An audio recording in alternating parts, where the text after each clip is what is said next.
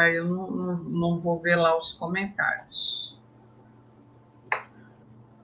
Boa noite a todos, já começamos a transmissão, eu aqui, Elizabeth Nakata. Nós vamos falar do estélio em peixes, essa aglomeração de planetas no signo de peixes. E, em primeiro lugar, eu gostaria que a Beth se apresentasse, falasse para nós das atividades que ela está exercendo atualmente. Boa noite, Douglas. Obrigada pelo convite. Muito alegre e honrada de estar aqui. Boa noite a todos que estão aqui, a quem vai também nos assistir depois, né? Eu costumo dizer, né, quem me conhece já ouviu essa frase, que assim, que em outra vida, parece que foi em outra encarnação, eu fui jornalista. E aí, depois disso, foi a astrologia que entrou na minha vida, e a astrologia é o meu caminho principal, digamos assim, né? É a minha praia. Depois vieram outras formações, né? Formação em alinhamento energético, em constelações, e aí vem registros acásticos, e também em paralelo eu fui estudando e continuo estudando sempre sobre Kabbalah, e depois eu entrei na parte das terapias, que são terapias não físicas, corporais, mas terapias ligadas a trauma, principalmente, mas atendimento de pessoas que têm questões, né, emocionais e mentais e querem também, procuram, né, esse tipo de atendimento. Então, é o IOPT, que é a terapia, né, da identidade, né, orientada para a identidade do trauma, que é do Franz Rupert, e mais recentemente, a minha mais recente formação foi em experiência somática do Peter Levine, Somatic Experiencing. Então, basicamente, eu trabalho com isso, as constelações, né? Constelações sistêmicas também é algo que tem uma demanda bem grande, né? Porque está bem divulgado aqui no Brasil, foi bem recebida essa terapia também.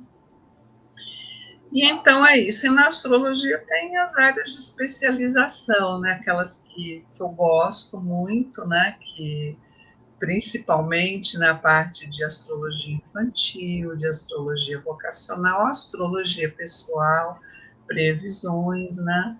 Então, é isso, algumas áreas da astrologia também, né? E o que eu gosto de fazer muito, né, e isso vem bem, né, de acordo com o meu sol pisciano, que é a cada formação nova que eu faço, como eu disse que o meu caminho principal é a astrologia, eu vou fazendo os links, né? A minha mente pensa astrologicamente com qualquer curso que eu esteja fazendo, né? Então eu já fico assim, isso daqui é Vênus, isso daqui é Marte, mas é um Marte em touro. Então eu já vou juntando isso tudo e até faço minhas anotações. E é dessa forma, então, que eu vou, inclusive, criando, né, algumas coisas na constelação, a constelação gestacional, onde eu olho para aquela área do mapa, né, que nós analisamos e sabemos que tem ali no mapa, né, da concepção até o nascimento, e juntando com essa terapia de trauma, então eu formatei a constelação gestacional, a constelação do alinhamento energético, enfim. E a tudo isso eu dou o nome de simetria áurea, né, que é inclusive uma marca que eu registrei, que dentro desse guarda-chuva da simetria áurea, então vem essas formações onde eu linko vários outros saberes que eu aprendi. Então, Basicamente é isso. Acho que eu já falei muito, né, Douglas? Basicamente, é tudo isso. Bom, agora eu vou falar de mim, minha atuação agora, né? Juntar tudo que eu ando fazendo no meu site, douglasmarney.com.br. Lá tem mitologia, arte, astrologia e cinema. Recentemente, semana passada, né? Lancei um filme o 10º filme As Estrelas e os Astros, uma série que eu faço das estrelas da época áurea de Hollywood, onde eu faço a astrobiografia da Hedy Lamarr, uma atriz austríaca que unia beleza e genialidade. Quem quiser pode assistir lá no meu site, já está lá. E semanalmente coloco textos de mitologia, textos de astrologia, tudo ligado à arte, ligado às expressões artísticas daqueles fatos. E agora estou entrando nas lives, que é também um mundo fascinante, né? Para quem quiser, tem o meu livro, é só pedir no site lá que eu mando através do correio, autografado. O livro Anel do Nibelungo, ele foi lançado em 2017, já tem 8 anos, e ainda tem alguns exemplares, é só adquirir. Bom, agora nós vamos falar do assunto, né? O stellium. Stellium é uma palavra que vem do latim stella, que significa estrelas. É um termo da astrologia que se refere a uma concentração de 3 ou mais planetas em um signo ou casa do mapa astral. Essa aglomeração cria uma energia poderosa e concentrada, que pode trazer oportunidades e aprendizados, mas também pede equilíbrio e autoconhecimento. Aqui eu lembro da Emma Constê de Marcheville, o livro Luz e Sombra, né, que quando uma área fica muito iluminada, a outra fica na sombra. No caso, Peixes está bastante energizado e Virgem fica na sombra. Então, a gente tem que sempre unir a luz e a sombra para conseguir um equilíbrio. Agora, a Beth vai fazer a interpretação do mapa, que vai ser a lunação de amanhã. Que é esse Exatamente. Este mapa que vocês estão vendo, nós temos um ascendente em Escorpião, né? Que é signo de água, um signo de intensidade, que pede profundidade, aprofundamento e transformação e transmutação. São algumas das palavras que traduzem as qualidades de Escorpião: morte, renascimento, amputação, cortes e perdas. Tudo isso está ligado a este signo tão intenso. E nesse mapa nós temos uma ênfase muito grande em água, enquanto que fogo, terra e ar estão numa contagem bem pequenininha. Então é muita água mesmo, é muita emoção, é muito mergulho, né, nesse nosso inconsciente, em todas as questões que movem nossas emoções, que movem nossos sentimentos. Então, tem aqui uma galerona grande, né, de planetas, inclusive até como eu trabalho para algumas análises com asteroides, nós temos também ali no comecinho do signo de Peixes, a 1 grau, temos também as Ceres. Então, é mais uma energia que se junta a esse stellium de casa 5. Então, a ênfase aqui também é nestes assuntos, nessa área que diz respeito a ensino, a paixão, esportes, também aquilo que a gente faz com prazer, a paixão, pela astrologia tradicional, a casa 5 também é, sim, uma casa de sexo, né?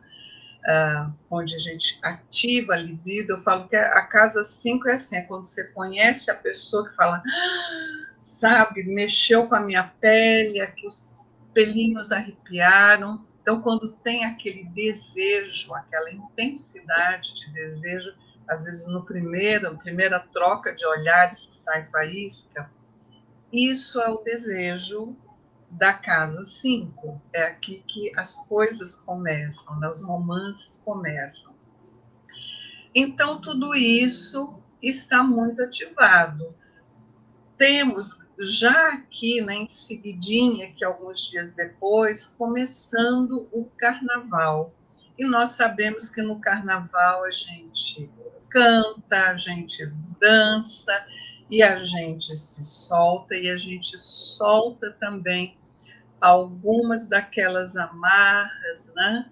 Então a gente se sente um pouco mais livre, e é onde também o prazer, a intensidade e a libido também estão muito acesas, com certeza, né? Nós sabemos disso, ainda mais nós brasileiros, né, que vivemos aqui, sabemos como isso tudo é diversão, é lazer, é férias, são feriados, a gente emenda os feriados, né?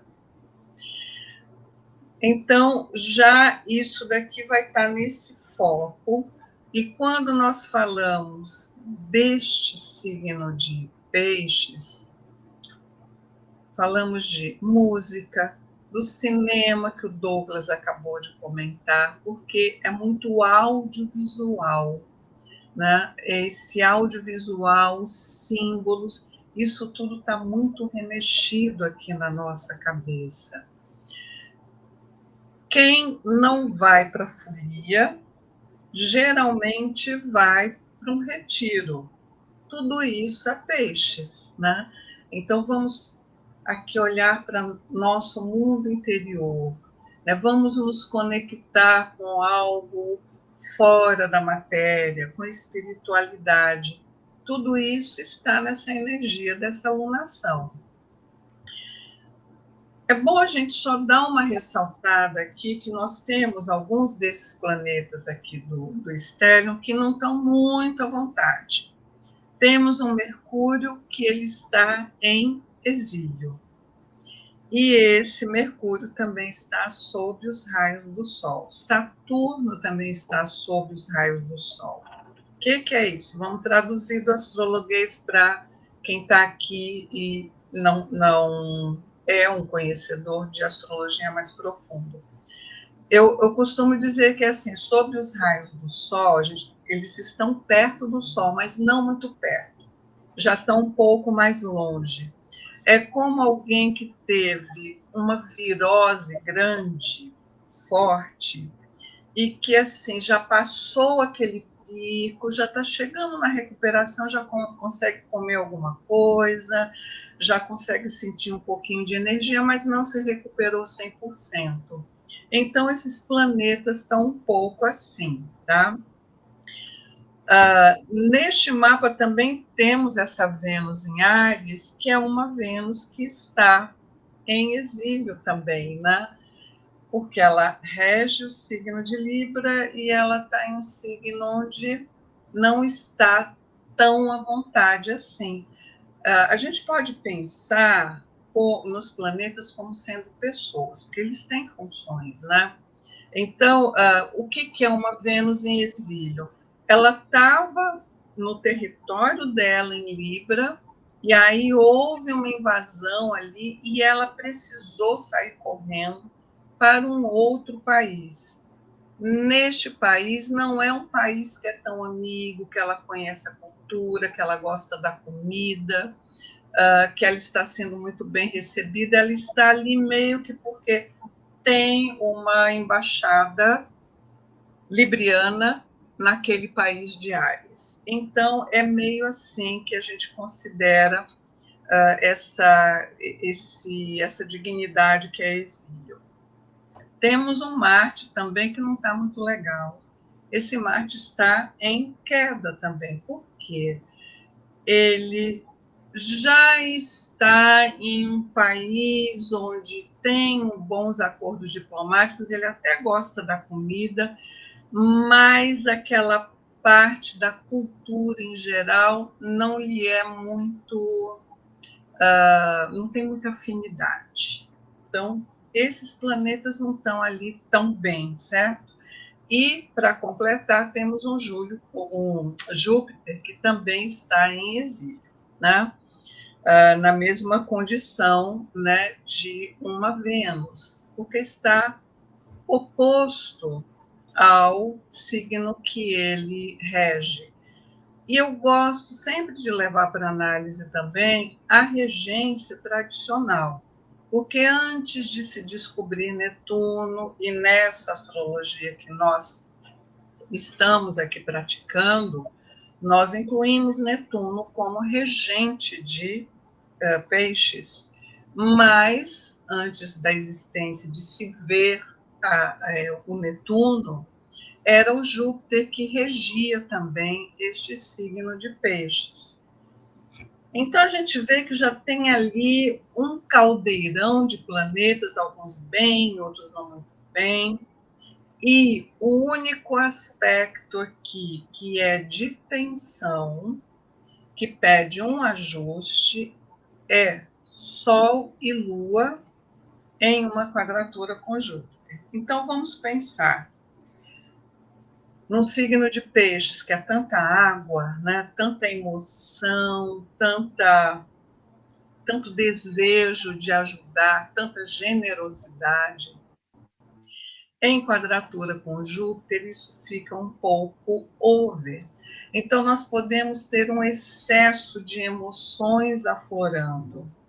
Aí a gente tem que se agarrar nesse Saturno aqui em Peixes para dar uma respirada e falar: não, eu preciso de uma estrutura aqui que me segure para que eu não me deixe levar pelas emoções, que são muitas. Numa lunação, temos o casamento cósmico de Sol e Lua. O Sol é a essência, a Lua é a existência. Traduz, Beth, por favor, traduzo. A existência é aquilo que a gente vai fazendo meio que no piloto automático. Quando você está aprendendo a dirigir, você está na essência. Você presta atenção, troca de marcha, fica até meio tenso, não consegue nem olhar muito para os espelhos laterais, né? Então, você está com a atenção plena ali, no que você está fazendo naquele momento.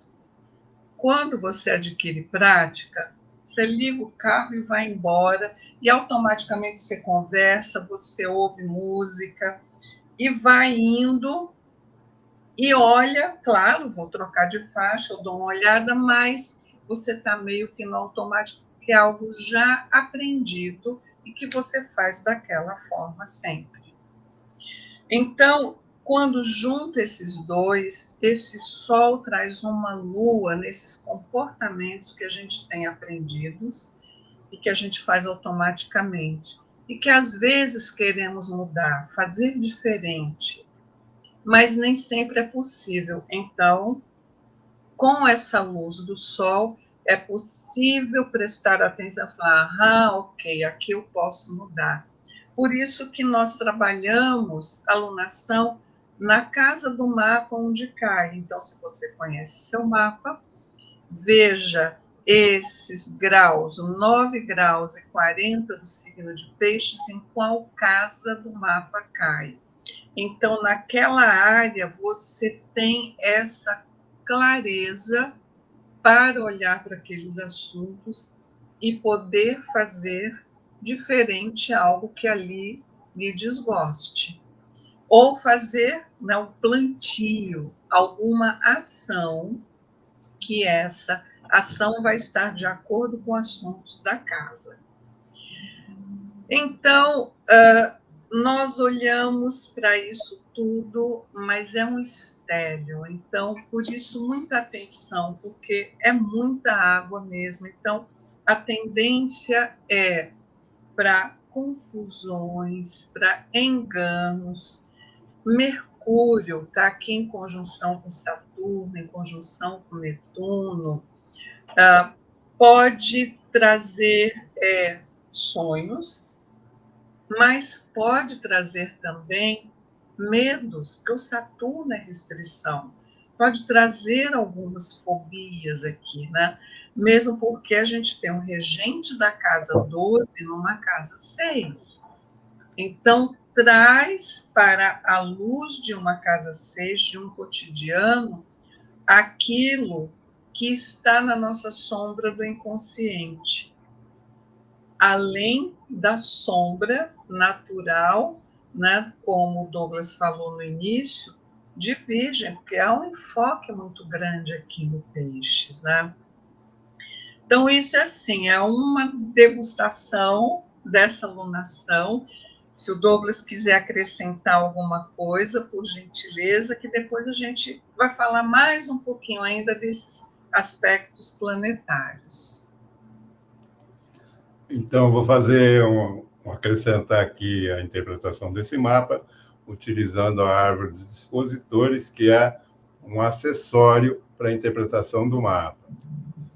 Então, aqui nós temos o Netuno em casa, Netuno no signo de Peixes. Ele está em casa, ele está à vontade. E ele tem 4 hóspedes: Saturno, Mercúrio, Lua e Sol. Estão todos aqui no signo de Peixes. Mercúrio tem à sua disposição Júpiter em Gêmeos, que está na casa 8. E Lua tem à sua disposição Marte em Câncer, que está na casa 9. Marte, por sua vez, tem à sua disposição Vênus, que está aqui na casa 6. Vênus tem à sua disposição Urano em Touro, né, que é a sua casa.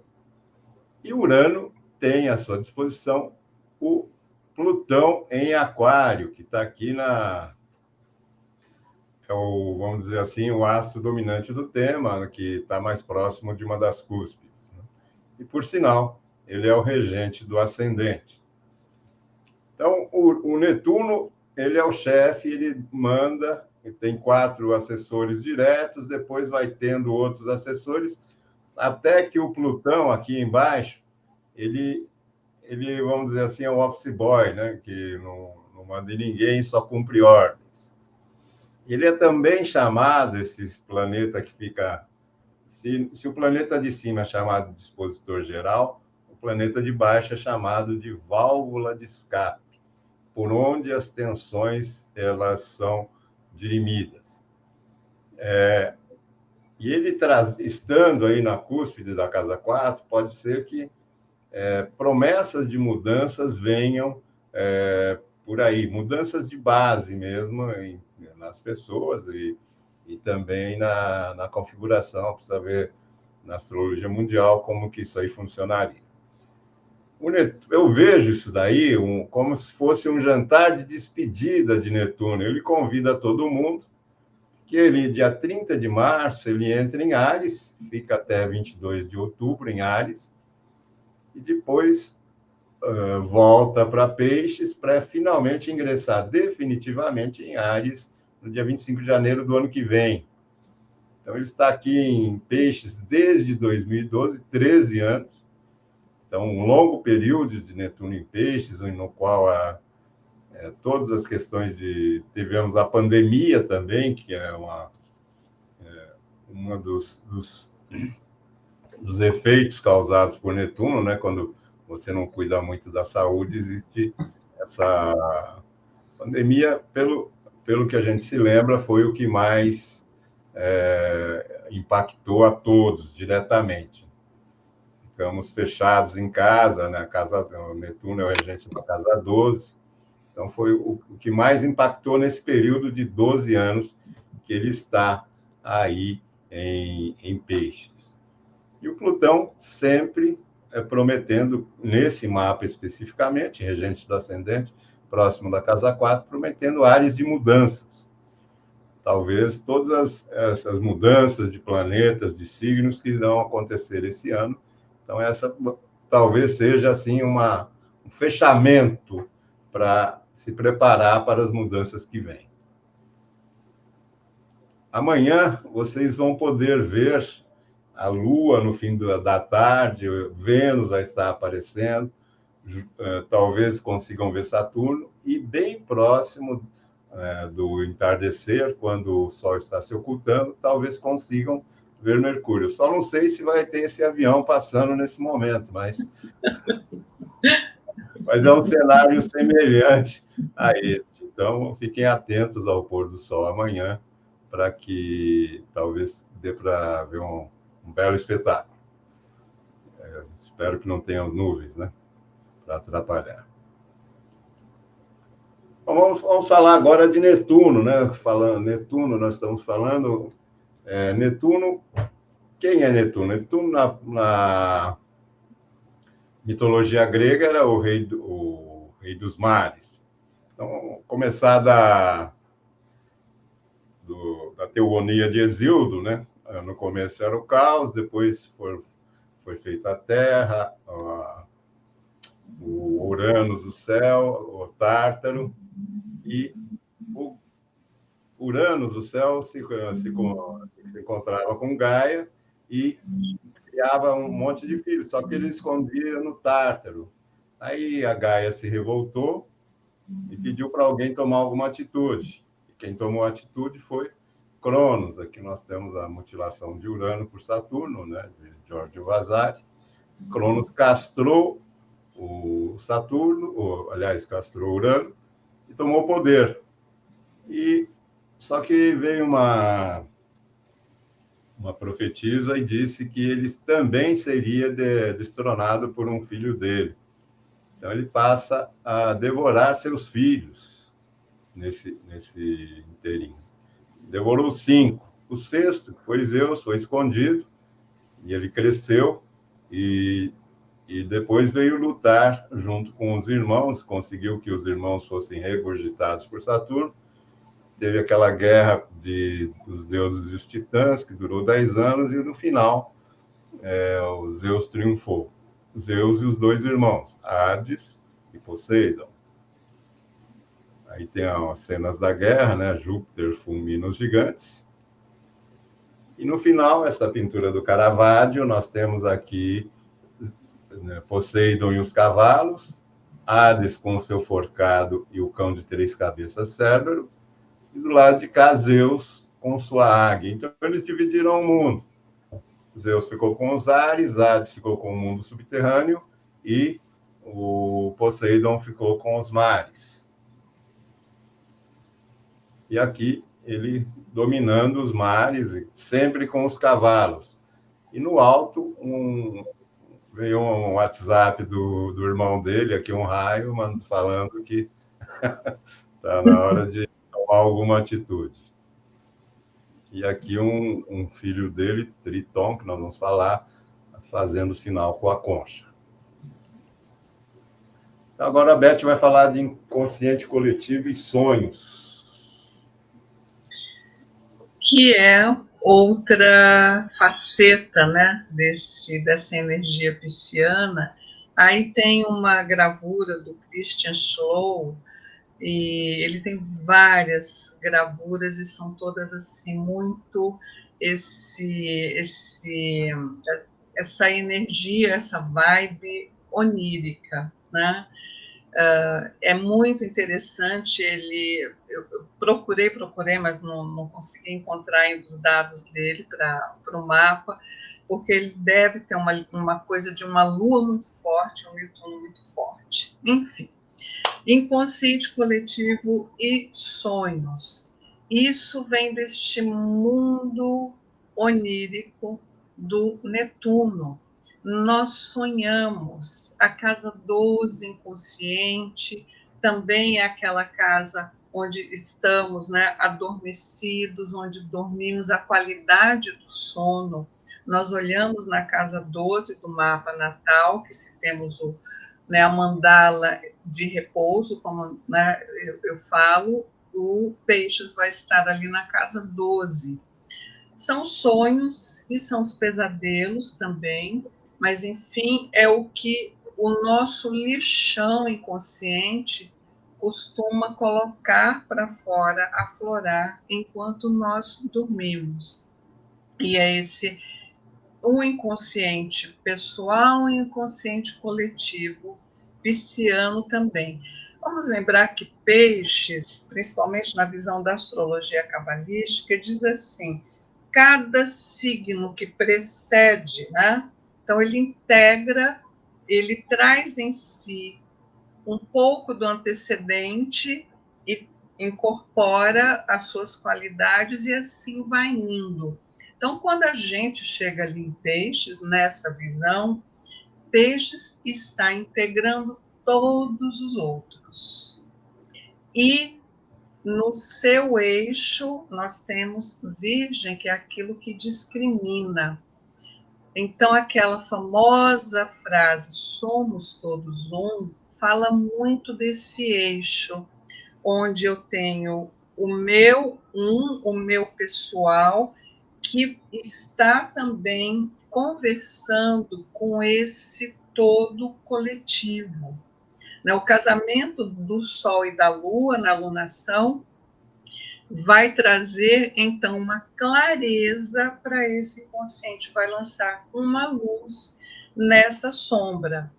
Neste mapa da alunação, o Mercúrio, em conjunção com o Netuno, também pode nos trazer alguns sonhos inspiradores, mas também pode trazer muitos sonhos que sejam mirabolantes. Então, o que a gente tem que botar reparo agora nessa alunação? É para trazer da cabeça desse sonho, esquematizar o Mercúrio, Saturno e colocar em prática e trazer para cá, para o mundo concreto, não ficar só nesse mundo dos sonhos, né? Podemos também o quê? Buscar por uma terapia que seja muito eficaz, mas simples também, né? Vamos olhar para aquela casa 6, né? Ali do mapa. Então, algo que seja simples. Nós temos uma Vênus ali em Áries, então é algo que faça bem, mas que seja rápida. O ascendente Escorpião, ali, direto ao ponto. Pode trazer também um desejo de isolamento ou também uma sensação de aprisionamento. Podemos seguir. Vamos lá? Vou falar agora de Anfitrite. Anfitrite era filha de Nereu e Dóris. Ela era uma Nereida, né? Filha de Nereu. E o irmão aconselhou a Poseidon para arrumar uma esposa. E então ele foi lá atrás de Anfitrite, mas ele chegou muito rudemente, e ela recusou e se escondeu nas profundezas do oceano. E então ele ficou um ano desesperado, como saber. Aí ele pediu para Zeus para interceder. Zeus foi falar com Dóris, que era a mãe de Anfitrite, e aí houve uma aproximação. Dessa vez ele veio todo romântico e finalmente eles se casaram. E então aqui nós temos algumas figuras do triunfo de Netuno e Anfitrite, que passou a ser a esposa de Netuno e rainha dos mares. Elas sempre acompanhavam nas suas andanças pelos mares. Temos aqui mais uma outra. Ele com o tridente, né? Esse tridente ele conseguia fazer terremotos e maremotos. Daí que tem o aspecto de Netuno, que é o dissolutor. Por onde ele passa, ele consegue dissolver por causa desse tridente. E aqui ele está, mais uma vez, com cavalos, que é um símbolo de Netuno, e acompanhado de sua esposa Anfitrite. Agora a Beth vai falar de amor e compaixão, inspirado no casamento de Netuno e de Poseidon e Anfitrite. Então essa história é bem bonita, né? Quando tem esse insistir naquele amor. Primeiro era um amor platônico, né? E aí tem aquela coisa da fuga, e não, eu vou atrás, e eu seduzo. Sedução, romantismo, Netuno está aí falando, né? E Peixes também traz isso. Nessa parte da compaixão, eu trouxe essa gravura que é o Confúcio apresentando Buda para o Lao Tzu. É uma gravura da dinastia Qing. Então, nessas três figuras, né, o Confúcio ele falava, assim, bem resumido, né, de viver em harmonia através de um comportamento ritual. Então, temos aqui uma ritualística que vai regrando a vida da gente também. O Buda, ele nasceu rico, era um príncipe, né? E vivia protegido pelo pai das vicissitudes da vida, fora dos muros do castelo, da propriedade real. Ele não tinha conhecimento do que acontecia e, por curiosidade, um dia, então, ele resolve sair. E aí, resumindo também bem a história, ele toma o voto de pobreza e acaba, então, se iluminando. É este renegar alguma coisa dessa energia que estamos falando hoje. É o abdicar de algo a que se tem direito para que este meu ato possa favorecer um número maior de pessoas. Meu sacrifício não vai beneficiar só a mim, mas a muitos outros. Isso traz, né, bastante a figura netuniana. E o Lao Tzu, que foi, né, o que não dizem que não foi ele sozinho que escreveu o Tao Te Ching, né, mas foram outros escritores, enfim, não se sabe muito bem essa origem.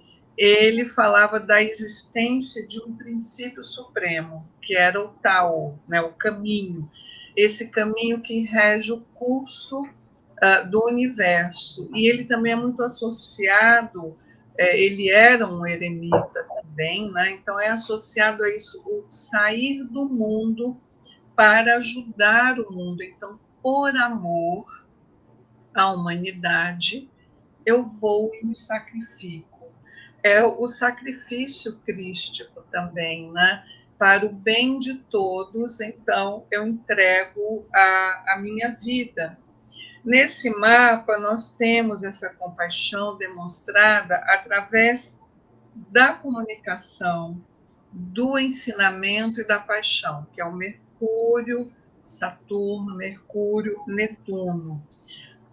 Lembrando que esse Mercúrio, Netuno também pode trazer muitos enganos, né? Mercúrio, Netuno é o inventar uma história, é o florear uma história, né? Também.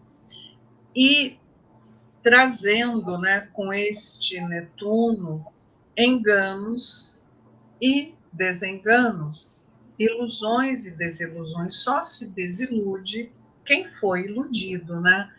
Também há essa possibilidade, talvez, de alguns amores escondidos, amores ocultos ou platônicos, que também pedem um ajuste que seja condizente com a nossa realidade. Seguimos. Triton. Triton era o filho de Nereu, aliás, de Poseidon e Anfritite. E ele tinha uma característica, ele era meio homem, meio peixe.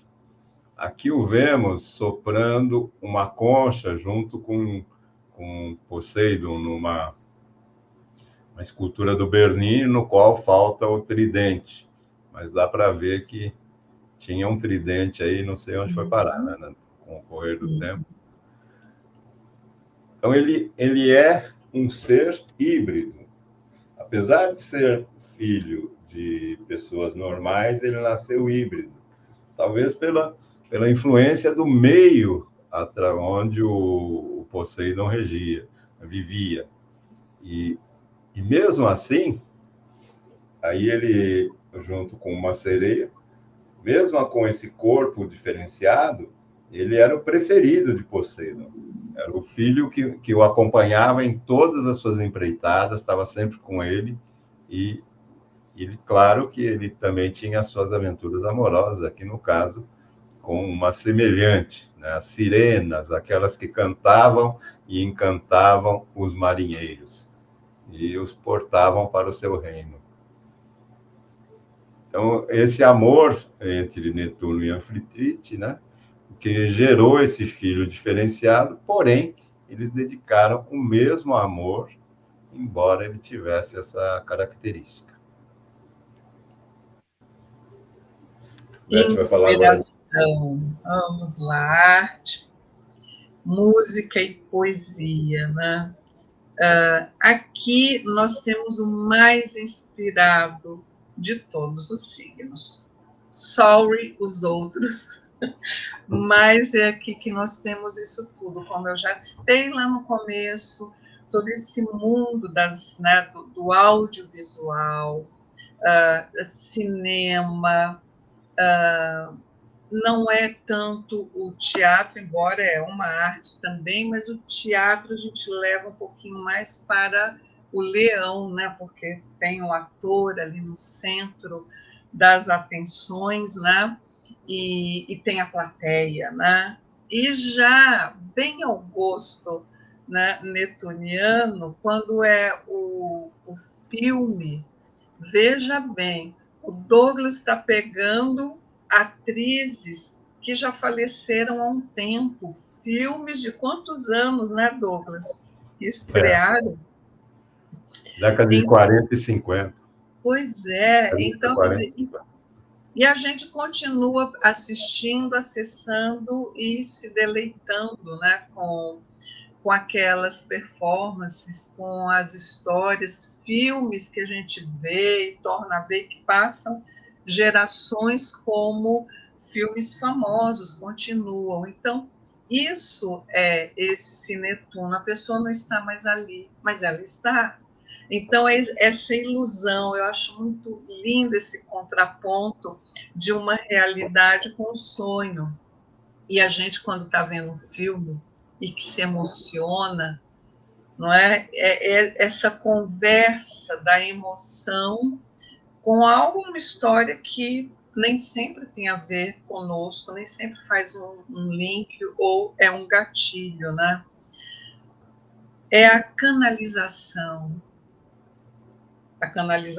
do médium ou da pessoa mais inspirada, né? Quando o artista diz assim, eu me inspirei e escrevi, é porque surge na cabeça dele, surgem os personagens, surgem as figuras, surge a ideia, e ele vai e pinta, e ele vai e compõe, e ele cria coisas, escreve livros e cria personagens maravilhosos e histórias maravilhosas, né? Então, as artes em geral, e mais notadamente a música, né? Então, aí tem isso retratado nesse quadro do Portinari, que tem até esses tons azuis, né? Nessa gravura ele colocou esses tons, porque tem algumas outras versões, né? Em outras cores e até uma alteração na roupa, na pintura ali do clarinetista da esquerda, que em outra gravura surge como um arlequim. Então, quer dizer, até isso o Portinari também faz, né? É o mesmo desenho, o mesmo traço, mas com coloridos diferentes e despertando em quem olha uma emoção diferente também, de acordo com essas cores. Aí a gente pode viajar, cromoterapia, enfim, tudo isso. Então, neste período desse estélio pisciano, nós podemos focar muito no nosso trabalho com audiovisuais, com escrita, com escultura, vamos colocar para fora um pouquinho da nossa arte, porque isso está evidenciado aqui também. Podemos ir. Então, Netuno e Poseidon e Palas Atena, ou Netuno e Minerva, eles reivindicaram a posse da cidade de Atenas, o patronato, assim, você vai ser o deus que rege aquela cidade e ali é homenageado. Aqui, então, nessa disputa, né, que nós vemos no fundo os deuses assistindo, e cada um deles chegou com uma oferta. Poseidon, Netuno, chegou com seus cavalos, e Palas Atena, ou Minerva, chegou com a oliveira. E o veredito, que nós temos uma outra obra versando sobre essa disputa, mesmo tema, um com cavalos, outro com oliveira. E o veredito foi que a cidade foi dada a Palas Atena, e lá tinha o Pártenon. E nesse templo, quem teve a oportunidade de ir até Atenas e conhecer o Pártenon, ali tinha uma estátua gigantesca de Palas Atena ou Minerva, que era a deusa da sabedoria. E Atenas sempre primou pela existência de inúmeros filósofos, a existência de vários pensadores. Era uma cidade mais mental, enquanto Esparta era mais física. Eles lá eram grandes guerreiros, os espartanos. E eles disputavam a prevalência ali da Grécia. Então, houve essa disputa e Netuno, infelizmente, apesar de fazer uma boa oferta pela cidade, ele perdeu. E isso vai gerar o tema do nosso próximo assunto, que é decepção, resignação e sacrifício.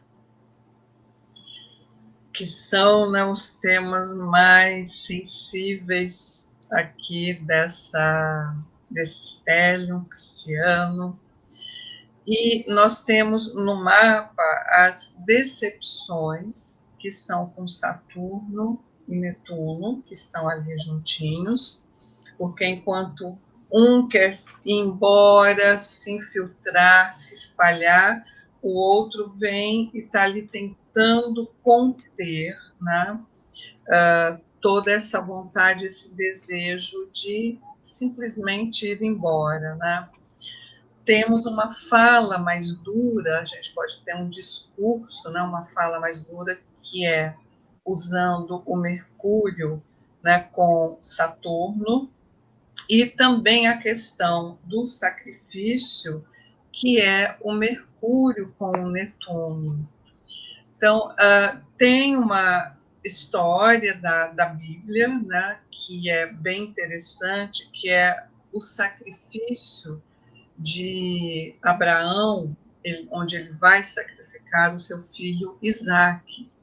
Então, o Abraão demorou para ter filho, né? Já foi um problema, uma história, pede para Deus, tá? Um monte de entraves, de dificuldades, até que ele é atendido e tem um filho único, Isaque.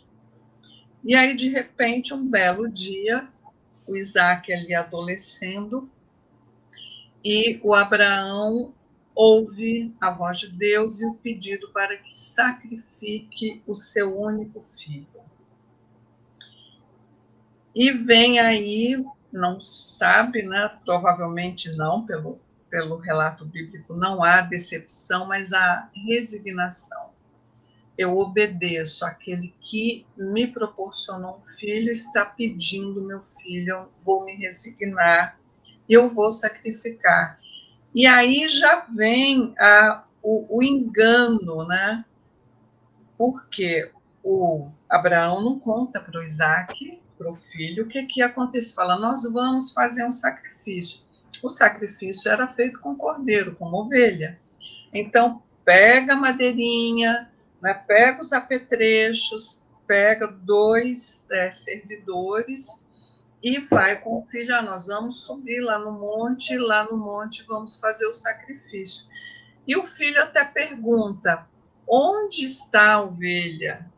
E o pai desconversa. Então, tem a coisa aqui do engano mesmo, e vai subindo até que monta toda ali né, a fogueira, monta, né, as madeiras primeiro, e então ele coloca o filho, e quando ele vai, né, levanta o braço com o cutelo para matar o filho, para sacrificar, então vem o anjo e segura a mão dele, queria, né, testar esta lealdade dele.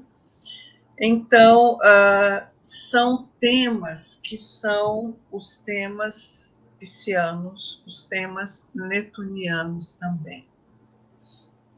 Vamos ouvir um pouquinho, adoro ouvir o Douglas contando de mitologia. Aliás, o livro dele é excelente, comprem, quem ainda não tem.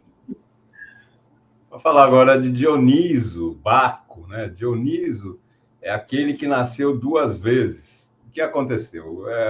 O Zeus, ele se disfarçava para poder ter as suas aventuras extraconjugais. E Hera era muito ciumenta e descobriu que ele estava andando com uma pessoa chamada Semele. E ela chegou para Semele, igual a bruxa má da Branca de Neve, que deu a maçã envenenada, e falou: olha, você precisa pedir para este seu amante, para ele se mostrar na sua verdadeira pessoa, que ele vem aí disfarçado. Aí, quando Zeus chega, Semele pede que ele se mostre. Ele fala: não peça isso, peça outra coisa. E aí, quando ele se mostra, ele é o raio. E Semele, grávida, já grávida, foi fulminada.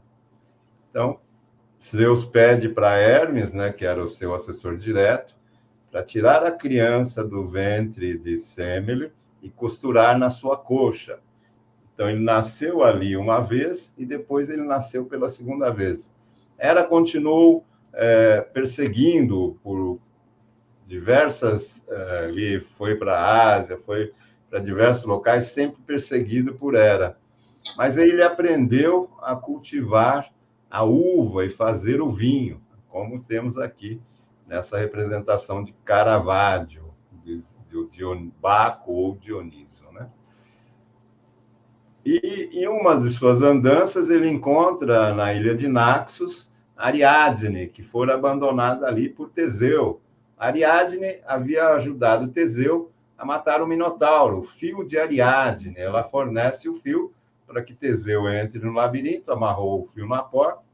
Então, ele, para voltar, era só seguir o fio que ele encontraria a saída. Então, ele leva a Ariadne embora, mas quando eles estão saindo, tem um terremoto, o palácio do pai cai, e ela fica em prantos, e ele abandona, ela achou que ela era muito chorosa, abandonou na ilha de Naxos. E ali vem Bacos, encontra e se apaixona e casa-se com ela. Aqui nós temos nessa outra representação o triunfo de Ariadne com Baco. Eles têm lá um séquito de Mênades, que eram mulheres violentas, faunos, e tinha diversos outros integrantes. E aqui temos a Bacanália, né, que é uma festa romana dedicada ao deus Baco, que depois veio a se transformar no carnaval, só que com outro nome, que é a festa Carnavalis, né, que é a festa da carne. E, no fim, na quarta-feira de cinzas, vem o padre e fala que lembra-te que és pó e ao pó voltarás. Então, todas essas comemorações com o vinho, levando ao êxtase, né, da bebida, eram dedicadas ao deus Dioniso ou Baco para os romanos. O êxtase, né? Podemos ter vários êxtases, né?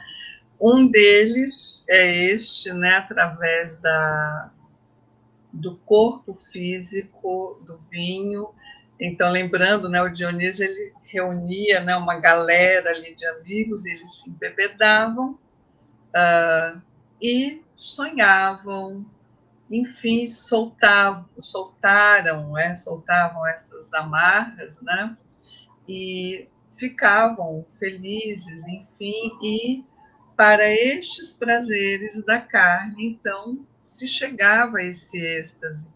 O êxtase que a gente também poderia, né, tem um outro nome, mas, enfim, é o êxtase quando se está numa viagem através de algum alucinógeno também, que se entra em um outro mundo.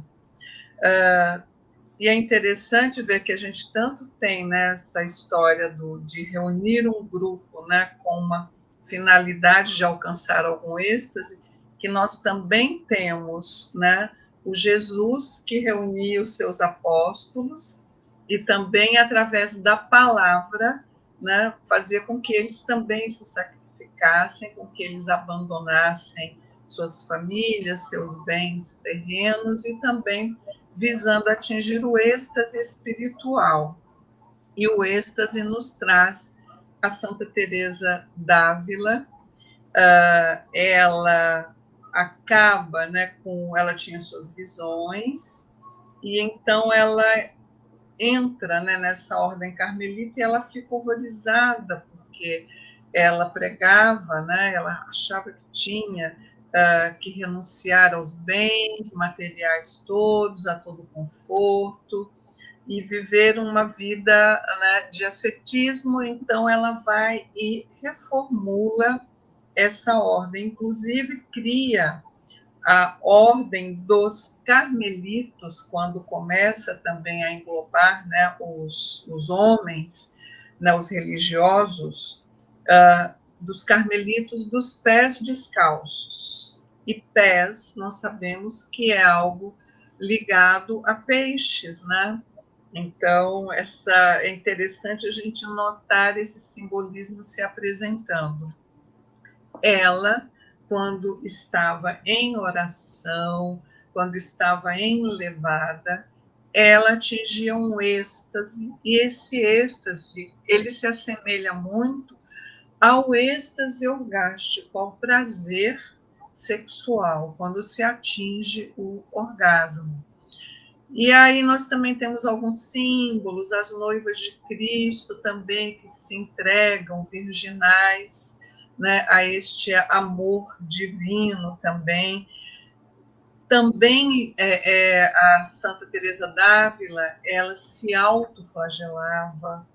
Então temos nela vários itens deste combo Netuno Peixes que ela levava, né, e que ela praticava. Inclusive, aqui tem até uma das frases dela, porque em determinada época ela foi chamada a escrever, né? E ela diz assim: eu vi, falando dela em oração, né? E em contato com Deus e com os anjos. Eu vi em sua mão uma longa lança de ouro e na ponta o que parecia ser uma pequena chama. Ele parecia para mim, o anjo, estar lançando-a por vezes no meu coração e perfurando minhas entranhas. Quando ele a puxava de volta, parecia levá-las, as entranhas, junto também, deixando-me inflamada com um grande amor de Deus. A dor era tão grande que me fazia gemer, e apesar de ser tão avassaladora, a doçura desta dor excessiva não conseguia desejar que ela acabasse.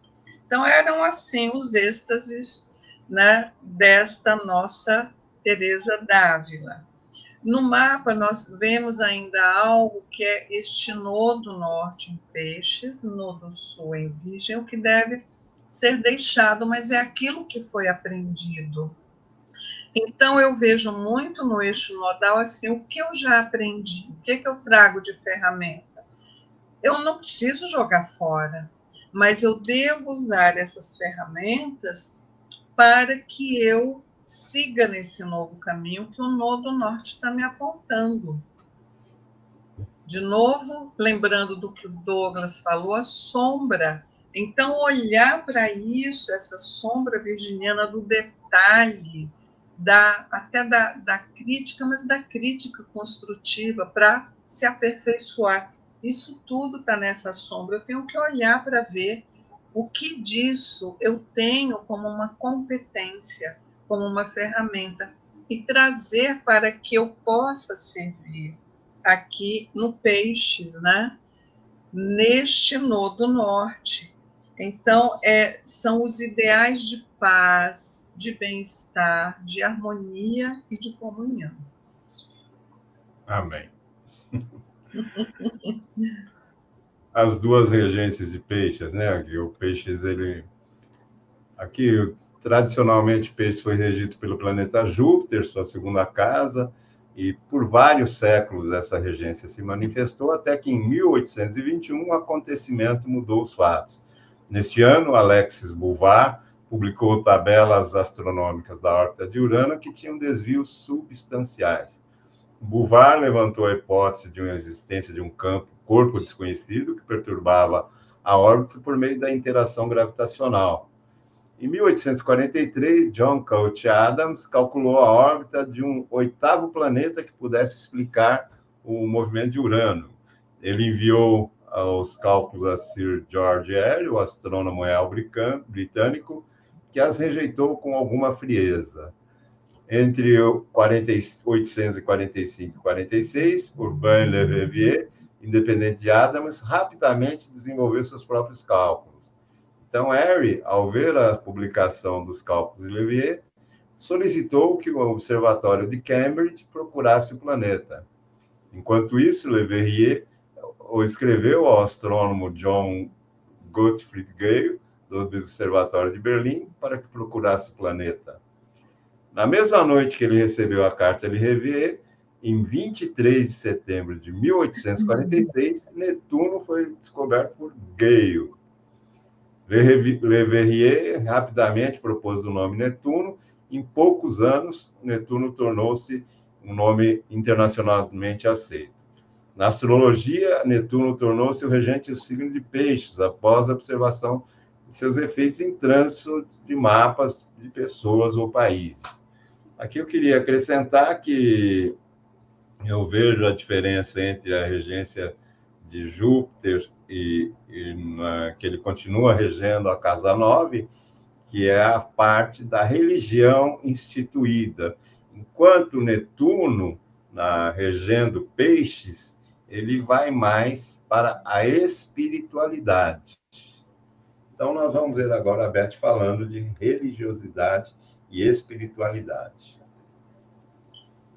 E temos aqui, então, né, um recorte da criação de Adão, que, para mim, exemplifica bem isso. O que é a religiosidade?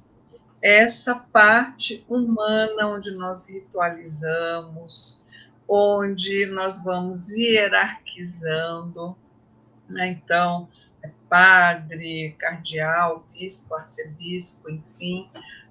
Então, quando existe isso, essa criação, e a coisa começa a ficar mais estruturada, ou às vezes também é algo que fica muito preso, contido, eu vejo isso muito pelo homem. Foram os homens, né, que foram criando as religiões, as diferentes religiões, as seitas, mas a espiritualidade é algo que existe, né, neste Deus criador. A espiritualidade, a gente extrapolando figura de Deus, divina, o nome que se queira dar, mas é algo que existe fora e que aí sim nos religa, o religare, que depois vai, né, vem desabar ou terminar nesse nome religião, mas é o religare, é sair daqui, juntar esses dois dedos, é o humano com o espiritual, o terreno com o espiritual. E aí a gente consegue essa transcendência. é através dessa espiritualidade e não necessariamente da religião. Nem sempre a religião pode nos levar para esse outro estágio. É possível, sim, mas nem sempre, e não necessariamente é necessário isso. O que é necessário? Um caminho espiritual. Isso sim, esse caminho espiritual que não discrimina, que não diz assim, isso é pecado, isto não é pecado, isto pode, isto não pode, mas onde eu vou me norteando por conceitos e por ética e por esse desejo de ser realmente uma pessoa melhor, né? No mapa nós temos o Júpiter, que está em Gêmeos, na casa 8, que pede, né, esse aprofundamento com uma visão muito ampla e racional. Júpiter em Gêmeos, observando todos os lados, todas as possibilidades que existem, sem os julgamentos e sem os preconceitos, né?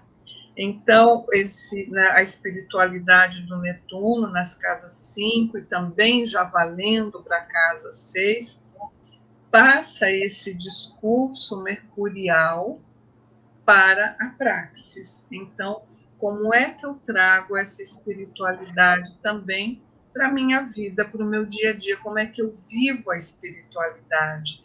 Não prego de um púlpito aquilo que deve ser feito, mas eu leio, eu apreendo jupiterianamente, adquiro uma sabedoria e eu passo a exercitar isso aqui na minha vida, né? E assim como é um fechamento desse mapa, da análise desse mapa e do estélio, eu lembrei, Douglas, daquele triângulo do Karpman, onde você tem num vértice, né, a vítima, no outro vértice o salvador e no outro vértice o perseguidor ou o perpetrador. Então é para a gente olhar, né, com esse Júpiter em Gêmeos, co-regente, antigo regente de Peixes, olhar para isso para nós não cairmos em nenhum desses vértices, mas realmente irmos para um Netuno, um Peixes, onde nós podemos efetivamente ajudar alguém sem nos misturarmos com nenhum desses três papéis. Agora vem umas perguntas e tem uma aqui da Anne Nogueira. Eu vou exibir. Gostaria de uma palavra para quem é do signo de Peixes e tem ascendente em Peixes, porque não temos ainda a referência de um olhar, uma palavra somos nós que estamos nessa em dobro. Não só em dobro, né? Em quíntuplo, né? Cinco planetas em Peixes. Então, Ana, todos esses aspectos que nós falamos aqui têm a ver com o signo de Peixes. E, nesse caso, a alunação acontece aos 9 graus do signo de Peixes. Precisaria ver o seu mapa, se você é astróloga, veja onde vai cair a alunação no seu mapa, e ali que vai estar ativado. E, além disso, né, tem toda essa carga de planetas no signo de Peixes, e vão ser ativados todos esses aspectos que nós comentamos hoje. Nós fizemos um apanhado, né, de todos os aspectos de Peixes. Você queria falar alguma coisa, Beth, sobre essas perguntas? Essa pergunta? Então, perfeito. O que eu acho muito interessante, não só no caso de você, Anne, mas todo mundo que tem Sol e Ascendente no mesmo signo, é uma pessoa muito transparente naquilo que ela é, porque a sua essência é aquilo que o ascendente também está mostrando para o mundo. Então, eu já acho isso uma vantagem, né? E é buscar esse autoconhecimento. Você deve ser uma pessoa extremamente criativa, não ser o resto do mapa, né? gente precisaria ver o mapa todo. Mas usar essa criatividade, usar essa inspiração, e o que é importante é não se deixar contaminar, porque também o peixes tem isso, né, às vezes de estar muito aberto, e com o Netuno também ali, a gente fica meio que uma antena parabólica, né? Pegando tudo que vem de bom, mas tudo que vem de lixo também, energético das outras pessoas, né? Então, o importante é, talvez, fixar nesse Saturno, que está transitando. Onde está o Saturno no seu mapa? Então, é olhar para esse Saturno do seu mapa e buscar essa força para navegar nesse mapa esse ano. Bom, agora terminamos, vamos fazer as configurações finais. Beth, pode começar. Então eu Eu só adorei posso falar. dizer que fiquei muito feliz de fazer essa live com você. Nós fizemos um esquema antecipado e eu creio que foi uma coisa assim, bem abrangente com as questões piscianas, né? Aliás, aqui procuramos fazer esse ping-pong, eu tenho Sol em Gêmeos, você tem a Lua, e ficamos fazendo esse diálogo, né? Diálogo, dois trocando ideias, trocando sabedoria, trocando aquilo que conhece para passar para os outros. E então fiquei muito feliz de nós termos feito e acho que o resultado foi muito bom. Agora eu deixo para você. Então, eu também fiquei super feliz com o seu convite. E é sempre um prazer para mim ouvir o Douglas. Nós já, né, somos amigos de um tempo, né? Desde o berço, para não entregar a idade aqui. Mas é sempre gostoso ouvir essa parte toda da mitologia, conversa muito com o Stélio. É interessante a gente olhar para esse Stélio. Então, o tema eu achei super, é claro, do momento, né? E também abordar todas essas facetas, né, de Netuno Peixes, né? Foi muito gostoso. Ele fez o roteiro, ele assim preparou todo o cardápio e eu só sentei na mesa. Então eu te agradeço a sua generosidade, né, em preparar isso tudo, em me convidar, foi muito gostoso. Adorei e ficou realmente, acho que ficou um conteúdo muito rico, sucinto, mas abordamos vários aspectos e foi muito gostoso esse bate-bola.